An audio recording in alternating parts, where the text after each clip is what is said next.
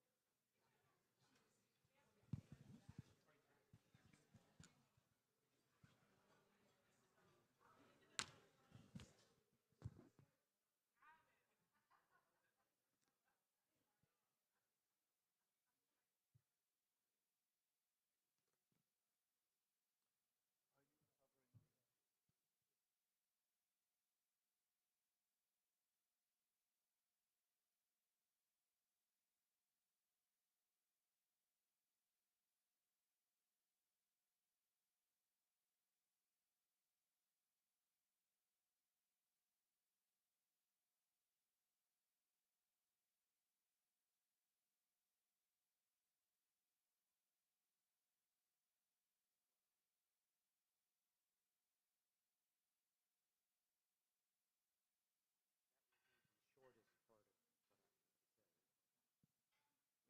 part of what I have to say. So much of it depends on the political will, which I'm telling you. That's the biggest obstacle, as we all know. Right?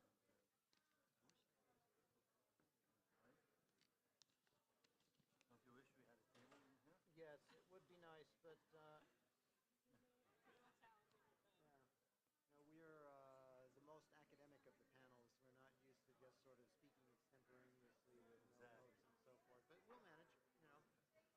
Have confidence in us. Yeah, we do. It was very anemic. It was very anemic. Unfortunately, it was the women panel, and they were great. Yeah, they were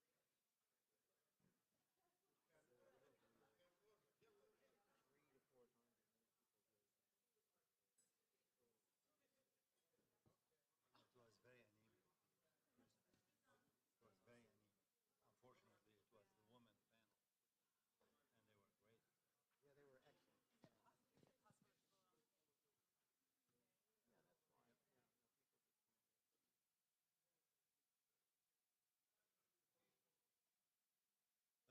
So, and it was very well attended, which is something to think about for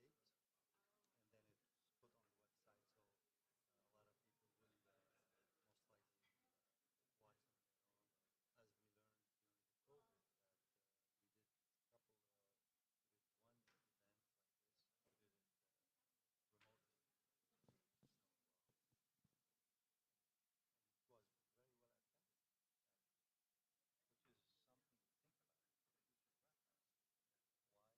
Why going through all this? I think that we build relationships with these things. I mean, we talked about this in our department also. Should we still have people coming flying and so forth? And we do some remote things, and there's a mix, but there's still, especially for younger people, they need to build relationships. I totally agree. I mean, the people we are meeting, we met last night. I met some wonderful people today, and I'm sure tonight we'll meet more. How do you say Rouch. Rouch. Rouch. Like grouch? Yeah, exactly. Right. It rhymes with grouch. Yes, I've had to put up with a lot in my life. Yeah? Yeah, it's actually a German word. The German word is Rauch. Rauch. Yeah, Rauch, which means smoke. So any train that you get on in Germany, you'll say no Rouches. So, No smoking?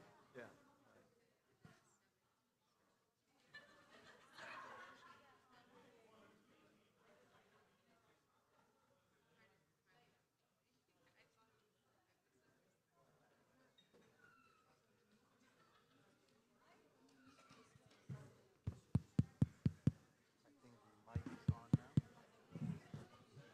Hello, hello.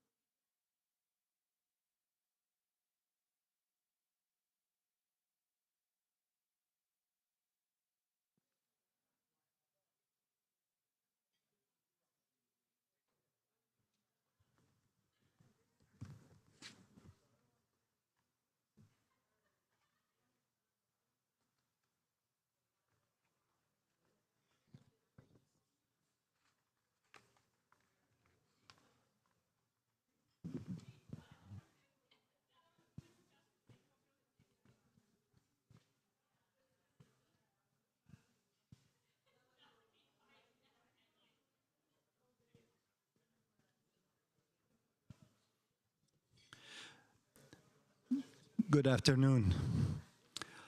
I'd like to invite you while we're waiting for one of our panelists. He is walking back from the parking lot. I'd like you to go ahead to your program and read the introduction of every panelist. It's a quite impressive one, and I'd like you very well to be familiar with their background and their experience. Thank you.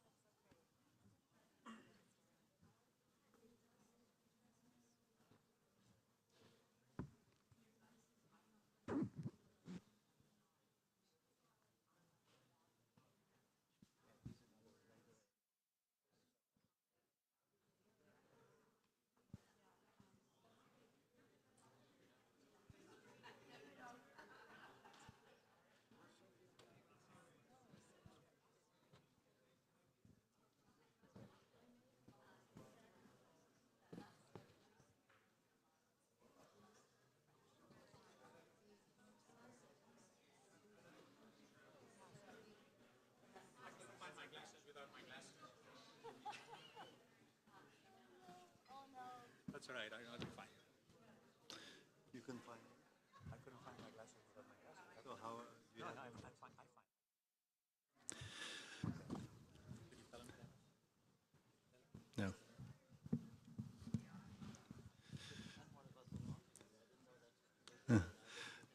Should we ask somebody if somebody has glasses? Are you sure? Maybe Safa or... Hi, Diane. I thought it was on my side. Luckily, I got it. I didn't check. So you have half hour if you want to text them. My heavy bag. هو جاي قلت له Yeah. I'm so honored. Hi, Diane. Yeah. Hi. So I left you a song. Oh, yeah. Oh. I kind of just washed it. I'm not too glamorous. I'm going to get glamorous tonight. Oh, well, you look great. You look great on Sorry about the delay. One of our panelists needed glasses to find his glasses, so he couldn't find them. So, anyway, my name is Suhail Tubia, and I am the moderator of this new panel on Lebanon. Why panel about Lebanon? As most of you might know, Lebanon has been going through massive crises throughout history, and especially in the last 50 years. We will be focusing today on some of the most important issues. One, identity crisis. One, Is Lebanon historically an independent state? 2, is Lebanon part of the Great Syria, as all migrants from Lebanon, Syria, Palestine, Iraq used to be called when they arrived to the Americas? And probably Sarah wrote quite a bit about that in her books. Is Lebanon part of the Arab world nation? For that, Sarah and Hassan will cover these issues from a historical point of view. Second item will be economic crisis. Is Lebanon currently a viable economic entity going back to the civil war between 1975 and 1990? Lebanon used to be a vibrant economy, major banking hub for the entire Middle East, Gulf states. Tourism was a major revenue, and transit was depending on, a lot of countries were depending on Lebanon because of its geographic position. Lebanon lost all of that and became very depressed economically, adding to its misery its serious sectarian regime with serious level of political corruption. Add to that the influx of Palestinian refugees, over 500,000 since the creation of the State of Israel, also the influx of about 2 million Syrian refugees since the civil war started in Syria in 2011. Keep in mind the current population of Lebanon is between 5 to 6 million people. James and Hassan will address these issues. Third one, Lebanon in diaspora, currently between 10 and 15 million Lebanese all over the world, mainly in Latin America and the US. Lebanese in diaspora have been very essential for the economic survival of Lebanon and maybe for its future recovery. Sarah will cover this aspect. Last one is the political sectarian system. This very diseased situation will be covered by Hassan. Hopefully, any future change in the structure will help the recovery of Lebanon. So we would like to start the panel tonight with Sarah Gualtieri, and I'm sure you've read her resume by now. We will start with you, Sarah. Thank you, Suhail. Good afternoon, everyone. Could I get the slides on the monitor, please? So I'm a historian of migration, and my focus is primarily on Arab migrants to the Americas. And my comments today are really going to be about framing some of these conversations around migration historically. And I thought one of the things that I'd like to do is share with you how I talk about some of the crisis ongoing in Lebanon through the lens of history, right, and through the lens of migration. And I think I'm going to try to make 3 points. I know we're all tired after lunch, so I'm going to try to be succinct and raise 3 points that I use when I'm teaching about migration, particularly the migration of Lebanese and Syrians to the Americas, and why it's important to really think of migration as a process that is ongoing. So we tend to think about migration as being you leave one place and you get to another place and then you settle in that new place. And the reality of migration is that often it's very fluid, and there are lots of steps in between the place we leave and the place that we get to. So I'll be drawing on my most recent work in particular, which is a book called Arab Roots. And I'm Canadian, so I do say Arab Roots, R-O-U-T-E-S, not R-O-O-T-S. So the 3 points, and I'll delve into them a little bit more deeply, but I just want to sketch them out for you first. Is everybody hearing me okay? Okay. So the first point I'd like to make, which is probably obvious to many of you, but not so obvious to my students that I encounter in my classes or many people I speak to about migration from the Middle East, they are unaware that there is a very deep history of Arab migration to the Americas, and that this history goes back to the late 19th century, and there have been different waves of migration of Arabic-speaking peoples to the Americas. And it's really important to keep emphasizing this because, unfortunately, the mainstream American media tends to view migration from the Middle East, and particularly migration from Lebanon, is always driven by crisis, right? Some of that is true, but a lot of it isn't, right? Migration is a very deep process that stretches back to the late 19th century, and it's important to keep that long history in play when we talk about the region. And the second point I'll make, and I'll be drawing on my book, Arab Roots, is that migration from Lebanon to the Americas is more typically characterized by a route, right? So a route that is sort of ongoing. We tend to, as I mentioned earlier, say that people left and they arrived. And what I like to do in my work is show people how migration is often what we call multi-stepped, right? And that along the trajectory of the places you are while you migrate, you interact with different peoples along the way. And I'll be sharing one particular story with you of a woman who came, in this case, from Palestine to Southern California in the early part of the 20th century. And then the third point I want to try to emphasize today is the importance of seeing mobilization for social change in the region, in Lebanon most especially, through the lens of cross-racial solidarities. That is to say that it's important to hold on to the way in which youth populations in particular are very much engaged in global solidarity work. And I want to kind of make that point by sharing a specific case from here in Los Angeles from the period of the Second World War, to sort of hit home how this has always been a mode of organizing in the diaspora. There's always been a tendency to organize with allies, right? Allies across racial lines. So I want to make this point about the long history of Arab migration to the Americas by sharing a story of two families with you. If you were to open any textbook in Arab American history, there's a tendency to try to tell the story of the first, right? The first person to do this, the first person to, be in the Senate, the first person to be in Congress.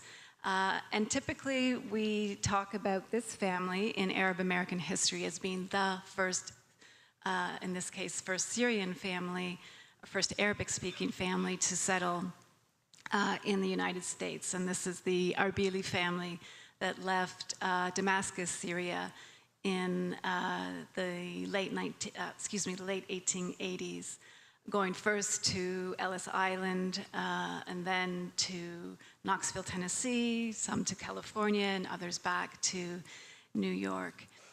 And you can see that the mother of this family is not with them, she having deceased a year earlier.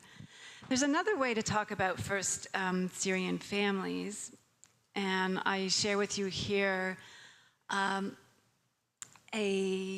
portrait, a marriage portrait of someone who's listed in the census as Philippou Teodora, but was actually known to his friends as Haj Ali. And he, if you go to the Arab American Museum in Dearborn, anybody been there? Yeah, it's a fabulous museum.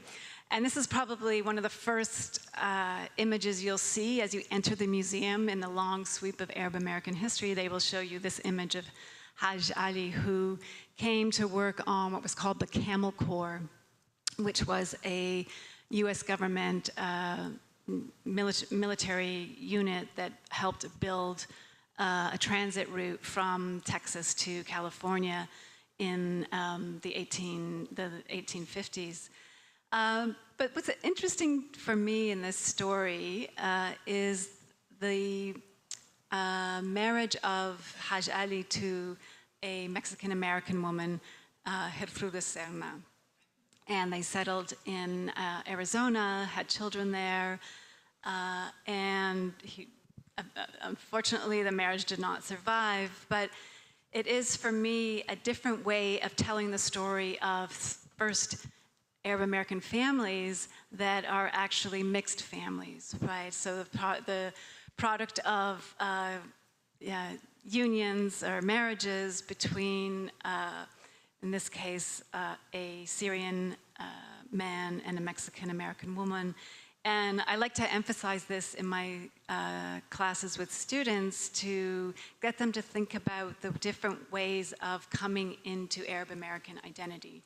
You have people who are Arab American but are Latin American, right? Arab-speaking migrants and their children who are in Latin America, in Mexico. And there's a lot of really interesting cross-border interaction between communities, and also the mixing of communities that we tend to forget when we tell the story of Arab American history, that it is an interethnic story as well.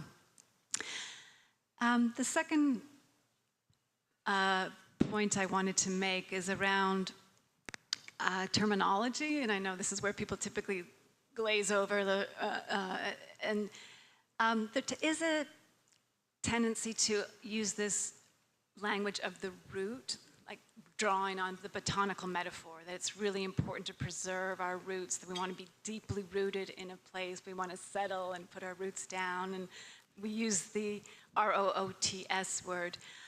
That is one way to talk about culture and identity. There's a different way to talk about culture and identity in Arab America, and that is through this different word, the root. And just to give you a sense of what I mean by this, what's a migratory root? Why would you want to use this word over the other one? When I've studied Arab American migration, I've seen this kind of pattern a lot. The slide might not be very clear for you, but this is the journey of one woman, Katrina Saadeh, who came to Long Beach, California in the 1930s. Having first been in, well, her family was from Bethlehem. She went to live in Russia for a while, went back to Palestine, then left as a young bride to go to Mexico just before the Mexican Revolution. Her husband died there when he was 18. She was widowed, and she came to Long Beach to work and eventually remarried and went back to Mexico for a while. And so if you were to look at her trajectory, that's a trajectory that really spans what her granddaughter, Kathy, called 5 worlds, these different worlds of the Ottoman Empire, living in the Mexican Revolution, going back to Palestine, back to the Americas. And this is what I mean when I say the roots, right? That it's really interesting for us to think about the different routes through which people come to their Arab American identity. And this helps me break down this kind of very bounded way we talk about migration as a really one-way process. You leave, you arrive. But what's more typical is this more fluid and connected history of movement and settlement, connected obviously to your place of origin.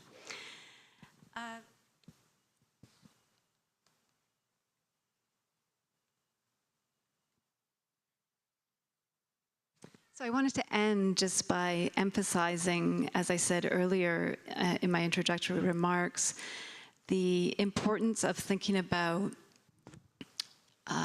social mobilization, be it in the state of Lebanon or in other Middle Eastern countries that are in a fair amount of crisis, to think about this activism and social justice work within the framework of intersectionality or connecting across racial groups.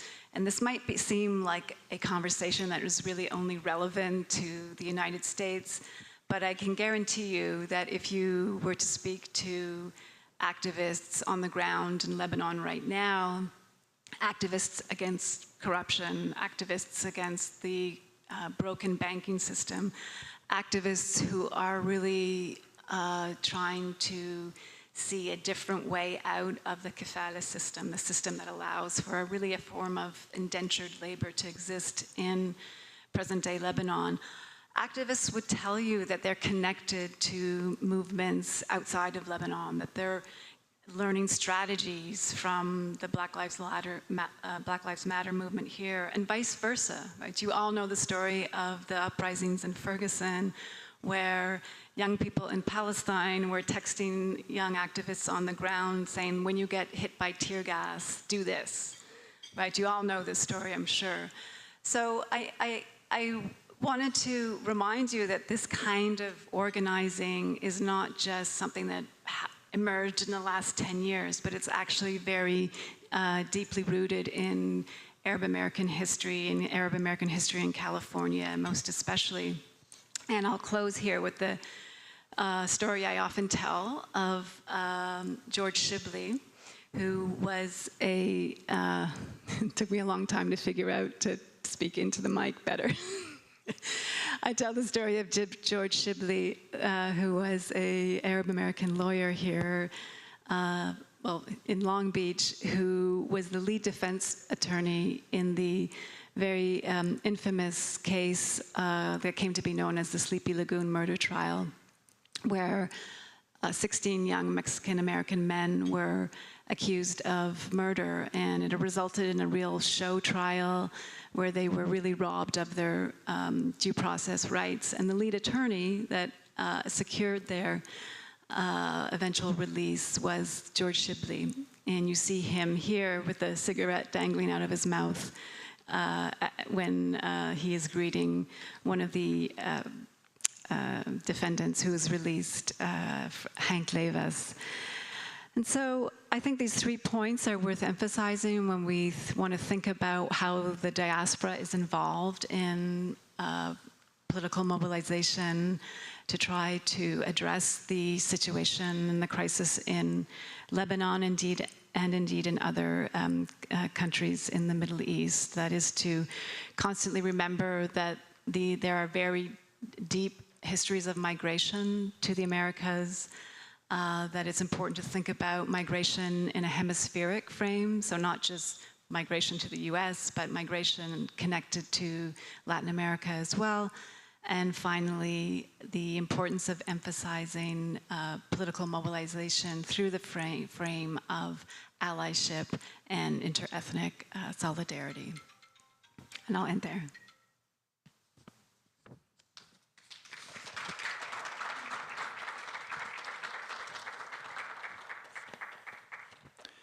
Thank you, Sarah. James. James is a professor of economics at the University of California, San Diego, will give us his perspective on the economic situation in Lebanon. And I failed to mention that Sarah is professor of ethnic studies at the USC and a historian. James, go ahead. Thank you all for coming today, and thanks to Suhail for inviting me to speak on this super important topic. So my job is in 15 minutes to tell you how the current crisis came about and how to fix it. I'll start with a few facts. So the crisis began 3 years ago. From the last year before the crisis, that's 2018, to the last year for which we have data, which is 2021, the per capita income, the income per person in Lebanon shrank by 37.5%. Now, to put that in perspective, the greatest crisis that this country ever faced was the Great Depression. In the Great Depression, US income per person shrank 28.6%. So to get away from, excessive numerical precision here, the Lebanese income per person in the current crisis shrank by more than a third. And in our greatest crisis in our history, our income shrank by less than a third. So that tells you just how bad this crisis is. Another way to put it into perspective, the World Bank says that this current crisis in Lebanon, in terms of its impact on people's standard of living, is the third worst in history, okay, in the history that we have of crises since about the mid-1800s. That's among all countries in the world. Okay, so before we get into how this happened, let me give you a little background on the economy of Lebanon. Of course, Lebanon is a very small country, and what I want to emphasize about small countries cannot be self-sufficient. It is impossible for a small country to be self-sufficient. All small countries in the world depend on the rest of the world to import from the rest of the world. Now, if you're going to import from the rest of the world, then you need to pay for those imports in some way, and that means that you have to export something. And one thing that, if you follow the economic coverage of Lebanon, that you'll sometimes read is that the root of the Lebanon crisis is that Lebanon exports nothing. So that's incorrect. And that's based on an old view of exports that the only thing that can be exported is physical, tangible goods. It's true that Lebanon exports very little in the way of physical, tangible goods, but Lebanon has other very important exports which make its economy go, or at least did make its economy go until the crisis. So what does Lebanon export to pay for its imports? It exports people and it exports services. So we just heard about Lebanon's exports of people. So how do exports of people help you pay for the imports that you need? Remittances. So all that vast Lebanese diaspora sends money back to family and friends in Lebanon. And in fact, if you look at all the countries in the world with more than 1 million population, there's 155 of them. 155 countries in the world with more than 1 million population. Lebanon has the 8th largest remittances relative to its total economic output of all countries in the world. Okay, so remittances are incredibly important for the Lebanese economy. The other thing about Lebanese economy is that tourism makes up 40% of all its exports of goods and services. So it's one of the most tourist-dependent countries in the world. Now, tourism goes back to the export of people, because a great deal of Lebanese tourism is simply Lebanese people coming back to Lebanon. So in many ways, many very important ways, the economy of Lebanon is like the economy of a Caribbean island. Think the Dominican Republic. But there are other aspects of the Lebanese economy which are very crucial. Suhail mentioned banking. It's true that Lebanon has lost its dominant position in banking, but it has, until the crisis, has not lost banking entirely. In fact, Lebanon continues up to the crisis to be a very major supplier of banking and media and marketing to the Arab world. And if you look at the mix of all these services that Lebanon exports, the non-tourism services, if you look at that mix, it's actually quite strikingly similar to the mix of services that the United States exports. And if one wanted to take, say, pre-crisis in the mid-2010s, an optimistic view of the Lebanese economy, one could say that they very cleverly avoided the trap of being very involved in manufacturing and then having to go up against the Chinese. Okay, so many countries were trapped in what we call a middle-income trap, where they worked in manufacturing, and then the Chinese outcompeted them, and they were in a lot of trouble, and Lebanon avoided that trap completely. So there were actually reasons to be optimistic as of the mid-2010s. In some ways, the diaspora provided a kind of basic foundation for the economy through remittances and tourism. And there was quite a lot of very highly skilled services produced by a very highly educated population. Now, if one got past those sorts of at a distance numbers and then visited the country, as I most recently did right at the beginning of the crisis, exactly 3 years ago, you would unfortunately see evidence of profound government dysfunction. So there's garbage everywhere. If you don't see it, now they've managed to hide it, you still smell it. There is no centrally generated electric power for most of the country. In the few places it was available, it's unreliable.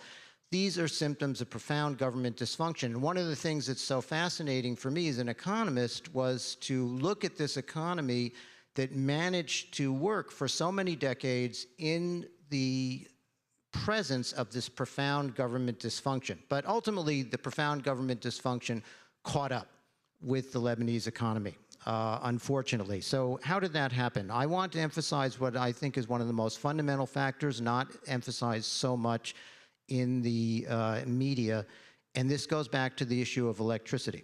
So Lebanon has the rather dubious accomplishment of having completely unreliable or no electricity, yet spending billions and billions of dollars to subsidize production of that electricity. So the Central Authority of Lebanon, Électricité du Liban, loses billions every year. And then on top of that, the government also subsidizes the fuel oil that the power plants burn to generate electricity. So as a result of that, you've had Lebanon spending at 2011, so well before the crisis, almost 20% of its government budget went to subsidizing electricity. Now, other Arab countries did similar sorts of things with their energy sectors, but because of budgetary reasons and because of the Paris Agreement, that we're all supposed to be reducing our use of energy, especially fossil fuel type of energy, those countries cut way back on their energy subsidies. So if you look at Egypt, for example, Egypt cut its energy subsidies well back to below 5% of its total value of domestic output. Jordan has cut its energy subsidies from about 6% of the value of its domestic output down to near zero. During that same time, that's the last decade, Lebanon doubled the amount of its domestic output that it was spending on electricity subsidies. So if you want to put that in context, think of Lebanon as spending an amount that if it were translated into the United States economy, it would be $1.8 trillion every year. So that's like a COVID bailout every single year just to pay for the electricity sector. No government in the world can afford that. And as a result, Lebanon, well before the crisis, became the third most highly indebted country in the world. Okay, so the government had to engage in massive borrowing in order to afford this tremendous constant drain on the budget. Okay, so this is, in my view, the most fundamental factor. Now, to get to the crisis itself, one thing that I always marveled at was the ability of Lebanon's government to borrow all this money. Why would anyone lend money to this unstable, small country? And I know many people who did it, who did very well buying Lebanese government debt because they offered high interest rates to cover for the risk. And I used to think, I'm not going to buy that stuff. I mean, this country could go, bust any second, right? Well, there was a kind of implicit guarantee when Lebanon had good relations with the Saudis that if the crisis came, the Saudis would be there to step in and bail the country out. And Saudis have bailed out other Arab countries, Egypt most notably. Once the relationships with the Saudis deteriorated and that implicit guarantee wasn't there anymore, then Lebanon was not going to be able to borrow from the rest of the world anymore. And at that point is when the crisis should have come. And if the crisis had come, then maybe instead of a catastrophe of a more than 1/3 decline in income per person, maybe you'd only had a regular crisis. Maybe the income per person only would have gone down 5 or 10%, like a typical crisis. So once that guarantee was gone, there was going to be a crisis, and the question was, when is the crisis going to come? And at that point, what the central bank did is step in, and instead of bringing on the crisis, they decided we're going to stave off the crisis by engaging in a Ponzi scheme. So what we're going to do is use new borrowers to pay off old borrowers, which is the definition of a Ponzi scheme. And they carried this on for some time, and so I'm describing this as a kind of measure of desperation, but there was a very big admixture of corruption in this Ponzi scheme. And like all Ponzi schemes, it ultimately went bust, but now we're talking about a much, much bigger bust than if they just, bitten the bullet when they had to do it. Okay, so at this point, they can't borrow anymore, and since they didn't have the dollars to borrow to support the Lebanese pound, the currency collapsed. It lost more than 90% of its value. Since the government can't get dollars by borrowing anymore, they're literally just stealing the dollars from the Lebanese people by not letting the Lebanese withdraw their own dollars from their own bank accounts. So that's the current situation. Okay, so what can we do, or what is possible to recover from this crisis? Now, I want to emphasize that the crisis is not even at the beginning of the end. The crisis is ongoing. So first thing one thing that'll happen, fortunately, end of the pandemic, tourists come back, that will help, okay, and it is helping. But they will have to have an official devaluation. Believe it or not, it's still officially 1,500 Lebanese to the dollar, even though the real exchange rate is more like 15,000 or 20,000 Lebanese to the dollar. So there's going to have to be an official devaluation. And that will allow people to start to actually access their money to do the importing. And of course, that importing is going to be way more expensive, but at least they'll be deciding what to import rather than the Lebanese government deciding what to import. And it's the same government that got you into the crisis, so leaving them to all the decisions as to what's necessary to import and what isn't, not a very good idea. And going back to the power sector, which is the most fundamental driver of all the accumulation of debt and then the ultimate background of the crisis.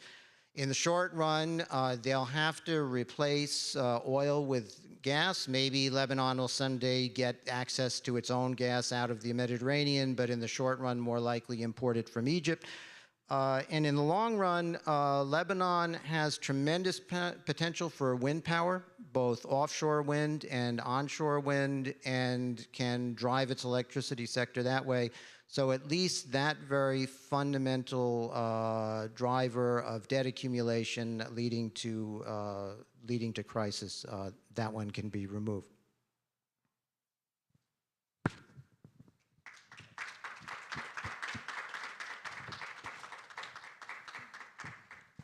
Thank you, Jim. Now we have Hassan Isaili. He holds a master's degree of political science from the Cal State University, Long Beach, and he holds many PhDs from the Real School of Life about political science. Thank you, Suhail. First, let me say I was looking forward for this panel to be sitting with you guys and listening to those great speakers before me and my friend Professor Ghassan Ilyas, who was supposed to be taking my seat, but he had a conflict in scheduling. So Suhail twisted my arm and said, "You're gonna sit here." So anyway, so now having, listened to Suhail's great introductions and two beautiful presentations here, I say I'm going to repeat what our founder, Jim Abu-Rizq, used to say. I feel now like I am Elizabeth Taylor's seventh husband. I know what to do, but I don't know how to make it interesting. So I don't know all I'm going to go a little briefly on the creation of Lebanon.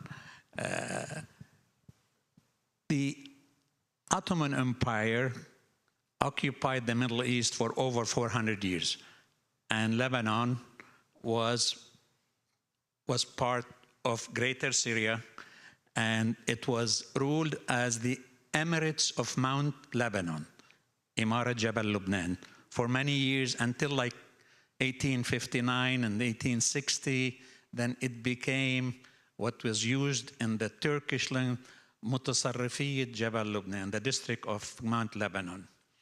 It wasn't until the end of World War I when the people of the Middle East, the Arab countries, were promised by the Allies at the time, mainly by Great Britain and France, that help us defeat the Ottoman Empire, fight with us, and we will grant you your independence as soon as the Ottoman Empire is defeated.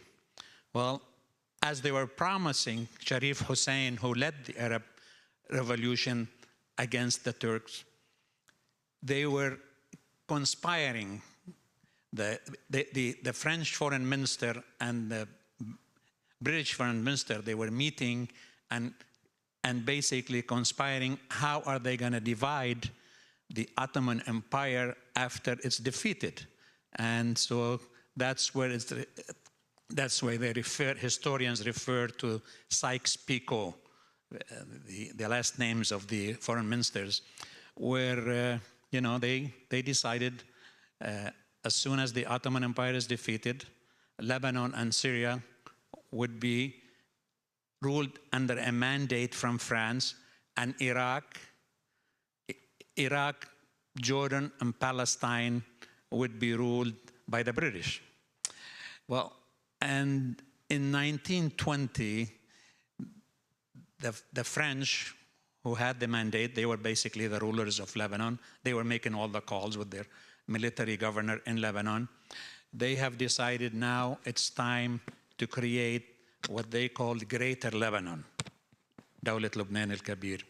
So in addition to the district of Mutasarrifiyya, or the Emirates, they added other parts that was parts of Syria. I mean, this is historical facts. I'm not taking sides here, where they took Zahli, northern Lebanon, and Hasbaya in the south, and that's how they came up with what's known now as Lebanon. They called it Greater Lebanon. So the French, and then in 1926, they drafted the constitution that for the country they were occupying. And they also declared Lebanon Republic, Jamhuriya Lubnaniya. That was all in 1926. We're going to move now to 1943, when the French decided to end the mandate and give Lebanon its independence. But they made sure before they left that they created as many problems as the other colonizers did in India and other countries. So they basically came up with the sectarian system, okay, where they encouraged that, government senior jobs, government positions will be allocated based on your religion and your sect in this religion. And I feel one of really not only me, I mean many historians, many people, they say what they drafted in 1943, something called the National Pact, Al-Mithaq al-Watani. And this was an unwritten agreement. It was a verbal gentleman's agreement between the Bashar al-Khoury, who was about to become president of Lebanon, and Riyad al-Salah, who was, who would have been the prime minister of Lebanon. So it was basically, I'm only saying that for convenience purposes. So it was basically the Maronite and the Sunni in Lebanon, okay? The Rome Orthodox, the Shiites, the Druze, the Protestant, other minorities, they were not part of this pact. And the pact said, okay, the president of the republic will always be Maronite, and the chief of the army also Maronite, and the head of the central bank Maronites. The prime minister will be Sunnah, and the speaker of the house will be Shia. And they gave few really non-significant positions allocated to the Greek Orthodox, to the Catholics, to the Druze. I mean, that's how this pact really, and it was, from the beginning, it was a disaster how to run a country. Now, so we're going to move now, we're going to move now to 1958, okay? 1958, Lebanon almost had a civil war, because the president at the time, President Shamoun, who came to power in 52, and in the Constitution, it says you can only serve 1 6-year term. He liked being the president, and he wanted a second term. By that, and by that, he basically had really an election that was so corrupt, and he had a parliament who was willing to change the Constitution so he can serve a second term. Well, and he called on the Marines to come to Lebanon to help him against the Arab nationalists, the Baathists, and the Marines did land in Lebanon in 1958, but after they studied the situation, they asked him, sorry, you know what, and the Constitution clearly says you cannot run for a second term, so you need to finish your term, and they were in favor of having the Fuad Shihab, who was the head of the army, to be the president of Lebanon. Now, this period between 1958 and 1970 in Lebanon is called the Shahabiyya, because it was 12 years. It was basically what I want to say, hukum mukhabarat. It was like a security state, like a military state, ruled what they used to call their dixième bureau, maktab al-thani. And they were just like, they were just like a state, just like the other mukhabarat states in the Arab countries. There was no difference. And that ended in 1970. Okay. Now, 1970, what happened to Lebanon? There was the war, King Hussein declaring war on the Palestinians in Jordan in September 1970. And they were forced to leave, and they came, the Palestinian PLO fighters, other fighters, they settled in Lebanon, okay, with an agreement with the Lebanese government at the time, by the way. It wasn't like they just forced themselves in. They have an agreement, the Cairo Agreement, and so then they start, like, what I want to say, interference in Lebanese politics. And the worst thing that happened to Lebanon was in 1975, when the civil war started. Okay, it was a very, most of you probably remember, it was a very ugly civil war. Okay, there were so many massacres on both sides. Okay, and then to complicate the civil war, there was the '82 invasion, the second invasion of Lebanon by Israel. Okay, using the pretext that their ambassador in London was shot by a Palestinian who was not a part of the PLO or PFLB anyway. He was part of the Abu Nidal group, which is an offshoot of the Palestinian resistant movements. But yet Israel took that as an excuse to invade Lebanon. And they did that in 1982, and it was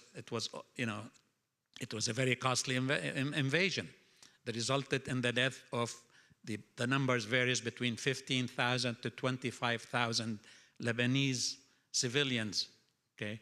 And it also led, it led to the ugliest massacre of Sabra and Shatila, okay?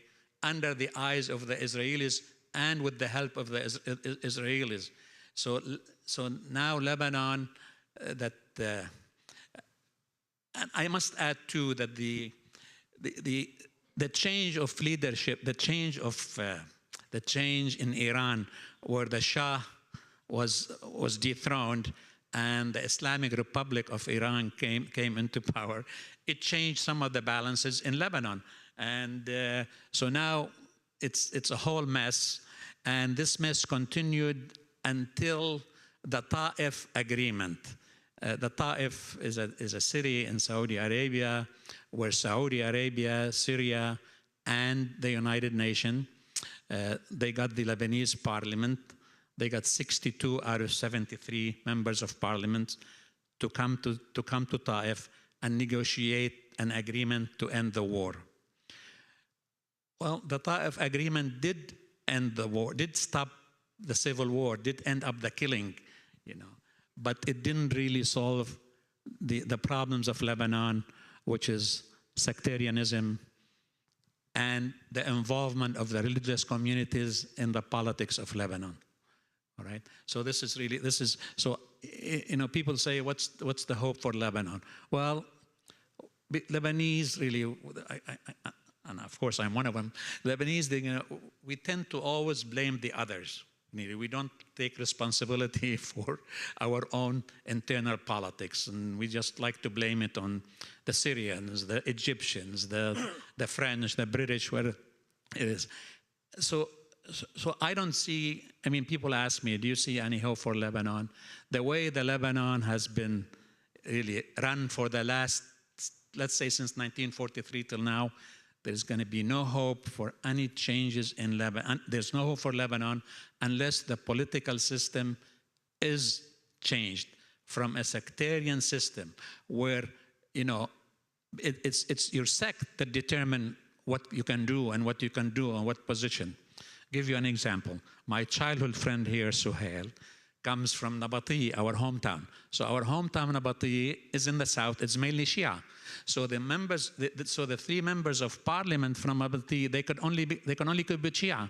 So Suhail, even he could be the most qualified, the most loved, the most wanted, sorry, you can't run here. You have to go run in an area where there's a Catholic position for parliament. It's such a sickening really arrangement that continues to play it until now. The Ta'if agreement, what it did, it basically established the war leaders, the civil war leaders in power instead of the other traditional parliamentary families. So, you say Nabi Berri, who was the most corrupt Speaker of the House, he was, and then you can see also they brought Rafi al-Hariri to power, and they brought other politicians to power. They were corrupt, and unless there is a fundamental change in the mentality and the electoral system in Lebanon, where there has to be a separation of state. In America, we say church and state, religion and state, because it's so sad in Lebanon, it's so sectarian. But 2 years ago, there was a talk in Lebanon that there was $9 to $11 billion unaccounted for when the Prime Minister of Lebanon was Fuad Sanyura, and he was also the Minister of Finance for many, many years. And all they wanted is to please account for that money. It came into the account for the money, and and then the Mufti, the Sunnah leader in Lebanon, he came out and he say, Sanyura is a red line. And if you were going to try to ask Berri for all the corruption that, that done by him, his followers, his children, the Shia Islamic Council will say red line. And sadly to say, even the patriarch, the Maronite patriarchy in Lebanon, when Riyad Salemi, who was who I found one of the people responsible for the problems in Lebanon, who has been the head of the central bank for the last 30 years, okay? He is Maronite. There's a lot of stories coming out of European press in France and this, that before the collapse of the Lebanese currency, okay, he went to the patriarch, the Maronite patriarch in Lebanon, Rai, and he told him, look, we're coming to a crisis, the value of the Lebanese dollar. So he told him to take the money and put it in Swiss bank. So now the patriarch he is also a red line. So unless this mentality, and unless we can separate separate religion from politics and also changed the whole political system in Lebanon, and that means we have to change the politicians who've been leading Lebanon for the last 60 years or so. Thank you. Sorry.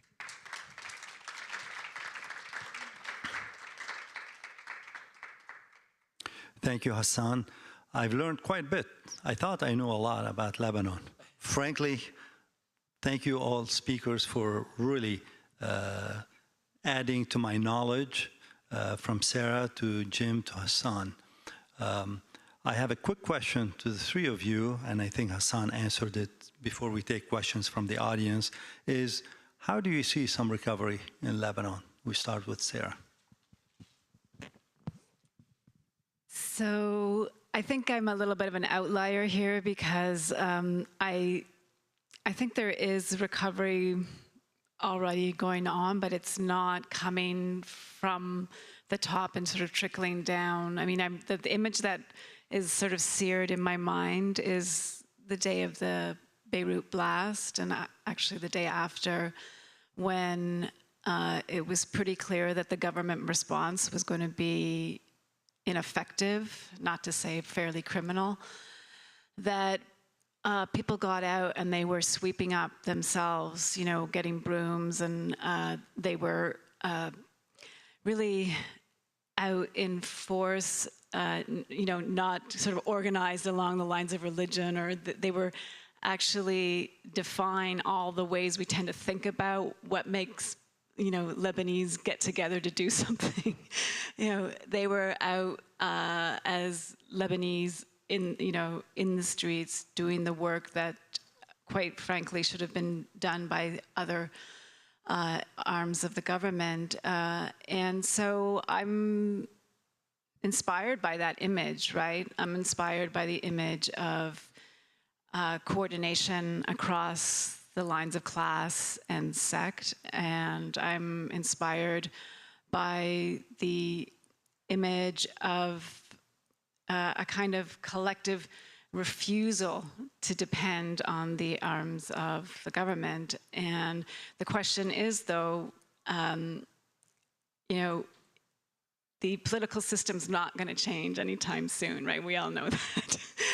So what can change if that piece doesn't move? And that's where I go back to my image of the people cleaning up after the blast, because that's what's changing, and I feel like that's the momentum pushing, and eventually there will be such a break where the political system doesn't know how to accommodate that push against it, and it will break, but it was going to be a long time coming. Jim? Well, Lebanon did manage to recover from the civil war, so Lebanon can recover from this crisis as well. As I mentioned, it's remarkable how much the Lebanese people were able to accomplish in the face of a dysfunctional government. The dysfunctional government doesn't seem like it's going away, as Sarah just said, so it would have to be the people doing it without the help of the government. But the government is throwing one really severe obstacle in people's way right now, which is currency controls. So they're literally not letting people have access to their own money. And the reason that they're not doing that is that they're clinging to some crazy hope that they can simply make everything go back to the way it was. So eventually, they'll be forced to give up on that, and they will have to devalue the currency and let people have their money, and then the recovery can begin. I just want to add, I'm a little pessimistic because, they used to say, look, the occupation of Israel or the Syrian troops that are in Lebanon. So in 2000, the resistant movement kicked the Israelis out of Lebanon. In 2005, Syria was get out of Lebanon. So between 2005 and now, for the last 17 years, things got worse. We used to blame it on others. So I don't see really, I don't see hope. And the other really factor here that we must address is that the the U.S. and other allies, they have admitted and they have said, look, we're going to starve Lebanon and Syria. They didn't do any change. They couldn't change the regime in Syria by military force, by Daesh, by other Islamic terrorist groups. So they said, you know what? In 2016, during President Obama's, they said, okay, now we're going to go, okay, we're going to starve them. We're going to go, نعلن عليهم حرب الفقر. And I think that has been working because the sanction that's been put on Lebanon and the others and all the economic sanctions that's also, that's also making things much, much worse. Okay, it's time to take questions from the audience. We'll start with Safa, then Majid.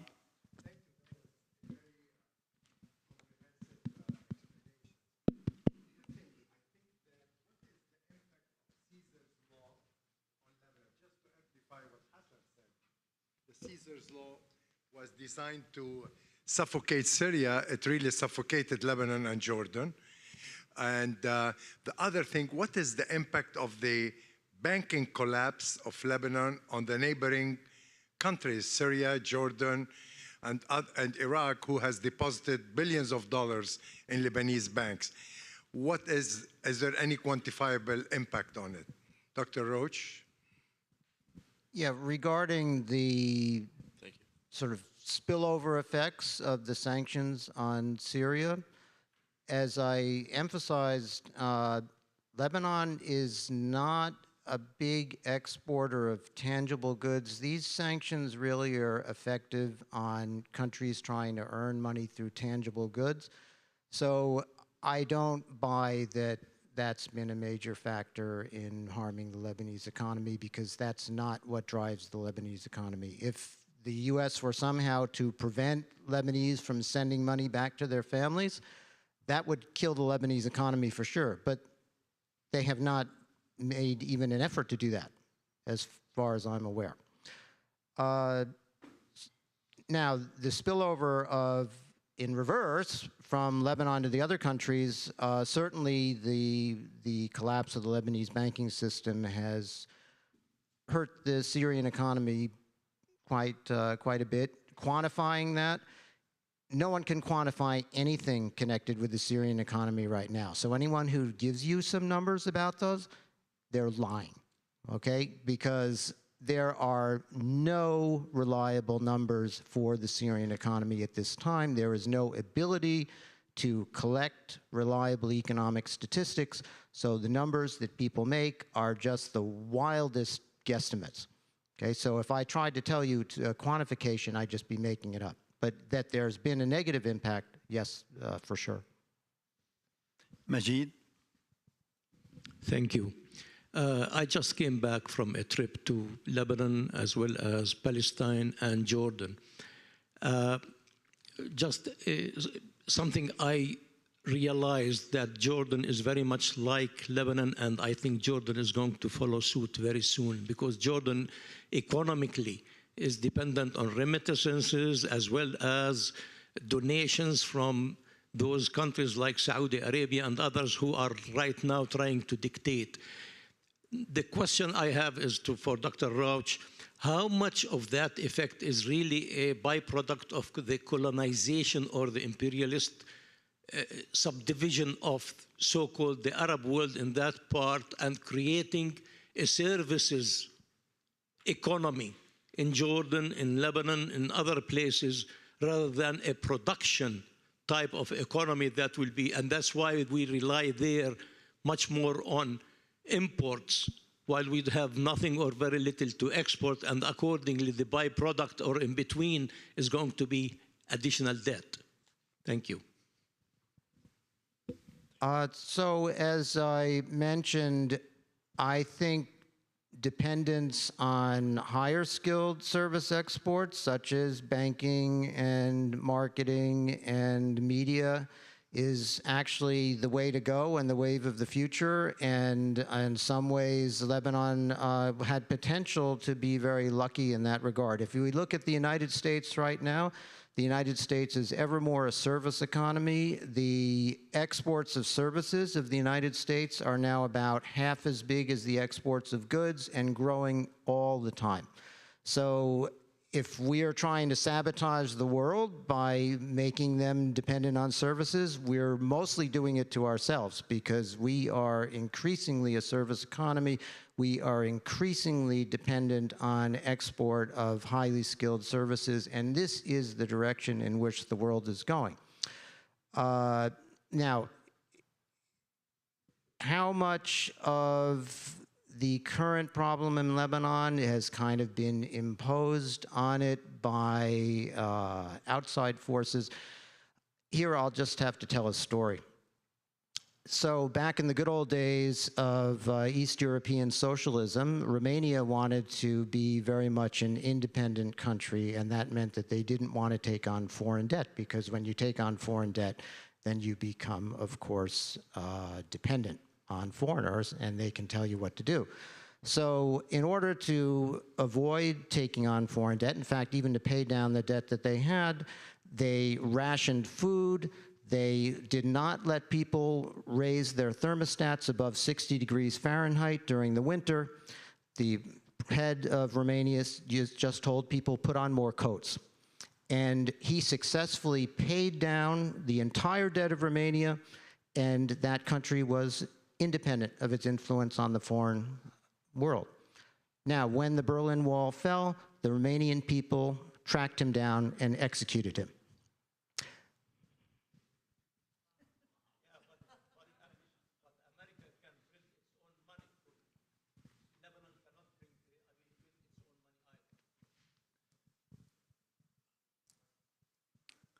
Yes, next to the mic holder.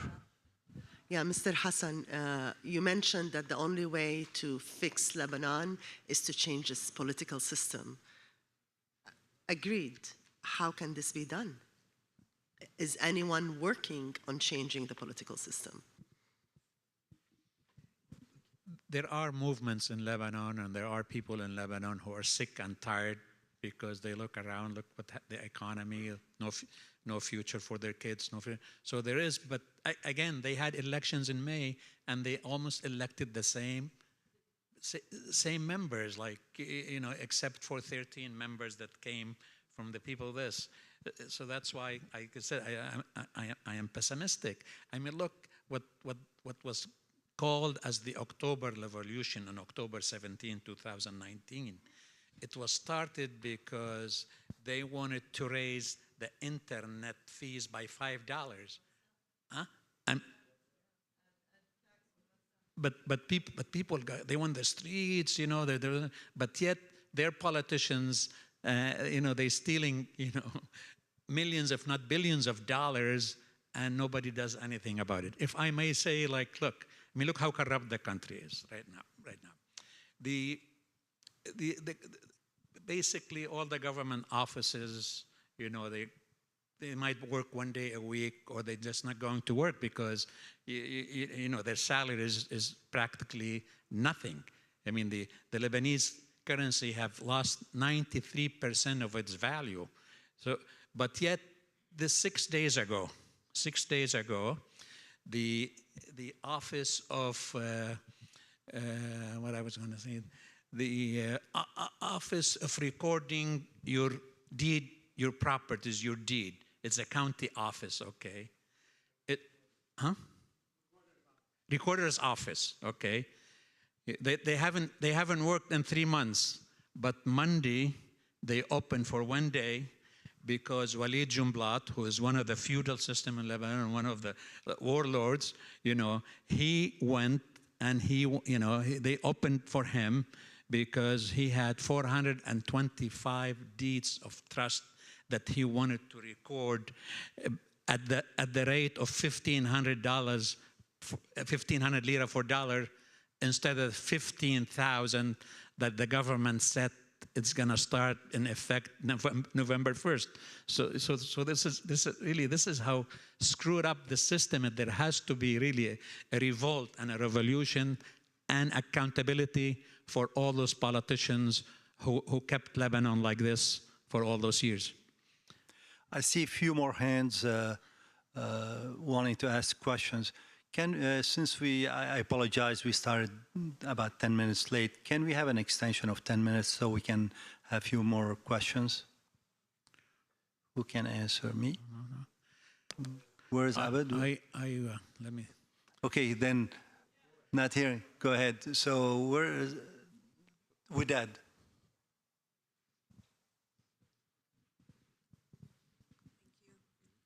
Thank you very much. This question for anybody. I am from Iraq, and Iraq who has been secular for the longest time that I have known it. 2003, it fell for United States occupation after they overthrew the dictator Saddam, and they installed the quota system that has been practiced in Lebanon with failure. Iraq is a rich country, has oil and has other natural resources, water, agriculture, tourism, antiquities. What can be done to replace this quota system that you spoke about, Mr. Hassan? What can we do? If I knew, we would try it in Lebanon first. Really, it's the same. You're right. Iraq has become so sectarian, okay, and also the religious community in Iraq sticking their nose in politics, and that's you know. So you copied us, okay, and that's sad. And how much of what is happening now in Iran can potentially mobilize by overthrowing the Mullah Khomeini regime, can mobilize Iraq, who is under the chokeholds of Iran and who is controlling Lebanon and Yemen and other places? I think we're gonna really. Okay, next, who has another question? Yes.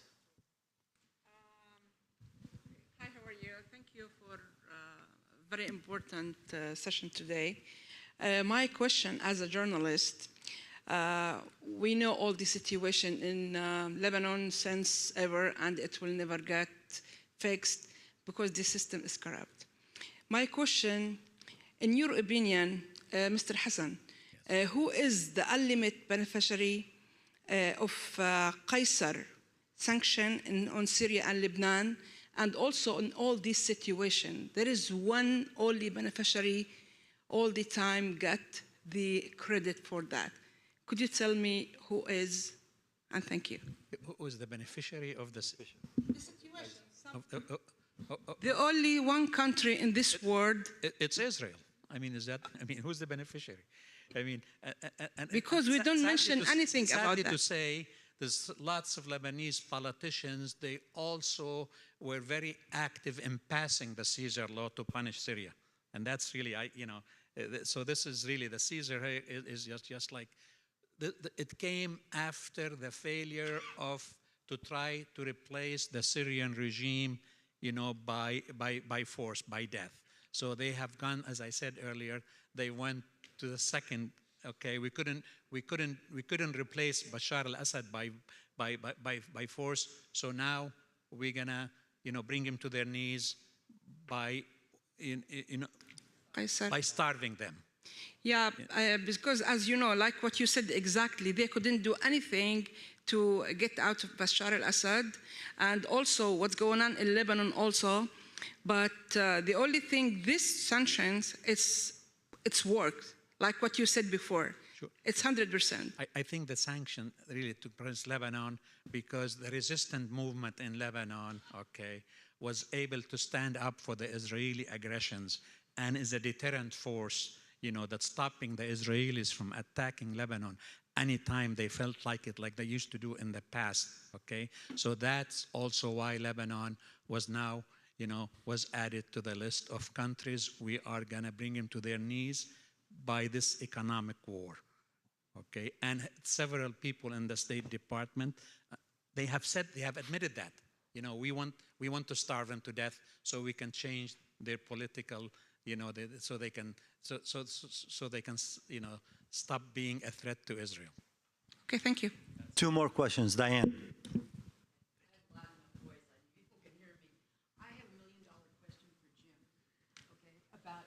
About a decade ago, I was at the Center for Lebanese Studies in Oxford, and Shahadi that wrote the... Diane, I can hear you, but Yeah. without anyone else can. Okay. A few years ago, I was at the Center for Lebanese Studies in Oxford, and I was invited by Shahadi, Nadim Shahadi, that did the 100 years of Lebanese immigration. And there was a fellow there, he was from the UK, but I think he might have been Irish. He did a comparative analysis. I think he was an economic historian. He did an economic analysis between Ireland's power sharing and Lebanon. Okay, are you familiar with Ireland? I know more about Lebanon than Ireland, I don't. Why did that seem to work in the situation of Ireland, where they had a very, you know, sort of, you know, they've had for a long time feuds between the Catholics and the Protestants, but it seemed to work in that particular scenario, but Lebanon not. So that's not really a question for me, but Well, you were making I will comparisons say with Romanians. something very briefly anyway, which is that there have been efforts in countries that have major interethnic or intersectarian conflicts to do trust building and reach out across communities and so forth, and so to break those things down. There are systemized efforts in certain countries to do that, and Ireland would be one of them. I was never aware in my visits to Lebanon or in my contacts there that there's any kind of systematic effort in that direction. Now, Sarah may know more about what people are doing at the grassroots on their own. I just wanted to, I think, go back to the comment, was it with that, from Iraq? Your question was really, really poignant because you asked us, you know, what can be done, what can change, and I was thinking about how it is possible to see change on the ground, and particularly at the grassroots level, without anything changing at the level of structure, like government structure. And before, just to make this a little bit more concrete, before I started studying Syrian and Lebanese migration, I was working on Palestinian women's activism in occupied Palestine and in Chicago, and seeing how they interacted with each other and how there was a lot of collaboration. And it was really fascinating to see during the first Intifada how at the grassroots level there was so much change. I mean, schools were shut down, and then there were these kind of clandestine schools that opened up that women primarily were organizing to make sure that there was a continuity in education. And so I think about change and mobilization at that level, that things can be happening often at this level that is not captured by any kind of like formal change. Like we've changed the sectarian political structure in Lebanon or in Iraq. That can stay the same, but there can be under, you know, not underneath, but at the level of the grassroots, there can be quite profound change. So, and just to go to the situation in Iran, I mean, what is happening, I think, at the level of the transformation of the public sphere. So what young people in particular are willing to do with their bodies in particular in the public sphere is radically shifting, and that's never going to be undone. So I think we have to look in different places to see change, and sometimes we won't see it at the formal level, but absolutely there will be societal shifts that are transformative. No going back. We have time for one more quick question, if there is a quick question. Otherwise, Eugenie, go ahead, please. Thank you. This question is for Dr. Sada. As a professor of ethnic studies, what is the largest piece of misinformation or misconception that you find within the educational sector about the Lebanese crisis? That's a really good question. I'm just going to repeat it. You know, you asked me as a professor of ethnic studies, what do I see as the largest piece of misinformation about the Lebanese crisis? There are so many.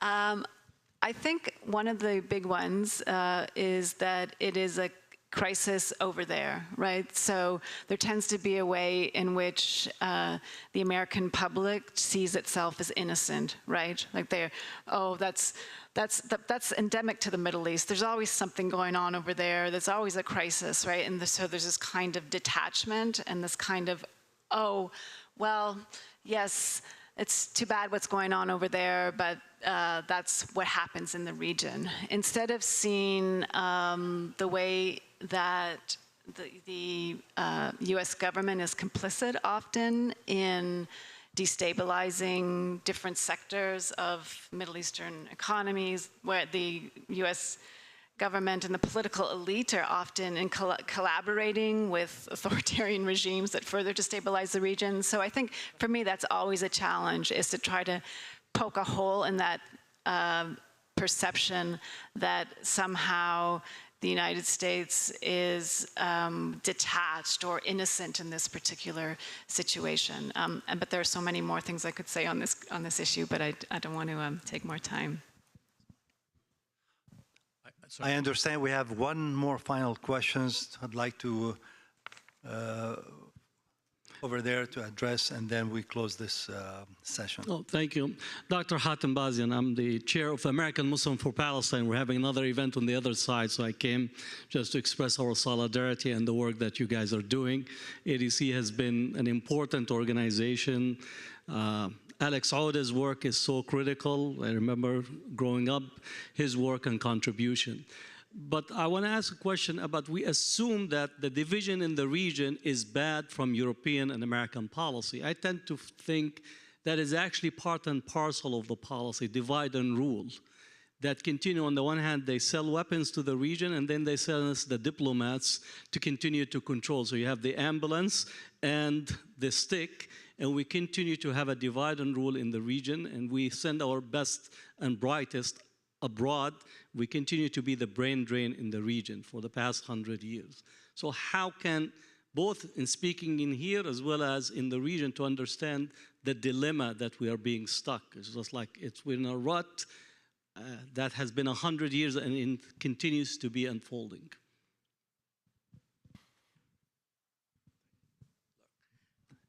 What I would call this, especially, I'll speak for Lebanon and probably most other Arab countries, this culture of clientelism, okay, like clients. So you see, like, we clients, we clients for Syria, we clients for Baghdad, we clients for this, we clients this. We're so fragmented, and we lose sight of our struggle, and so unless we in the area have a revolution that's gonna, direct it in the right directions, I see no hope. Sorry, I don't mean to be very pessimistic, but I'd like to conclude by really summarizing the issues of Lebanon. There's this Lebanese guy, he went to the doctor for a checkup. And for those of you who don't speak English, who don't speak Arabic, the word jinsiyya, it means sexual, it also means citizenship. So at the end of the exam, he said, عندك مشاكل جنسية؟ قال له أنا جنسيتي لبنانية وجايبت لي كل المشاكل. He said, look, do you have any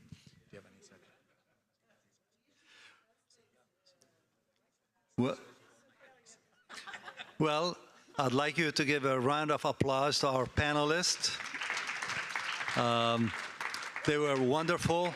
Sarah, Jim, Hassan, thank you very much. And I think this is an eye-opener for have panels like this in the future, because this is very enlightening. Thank you all.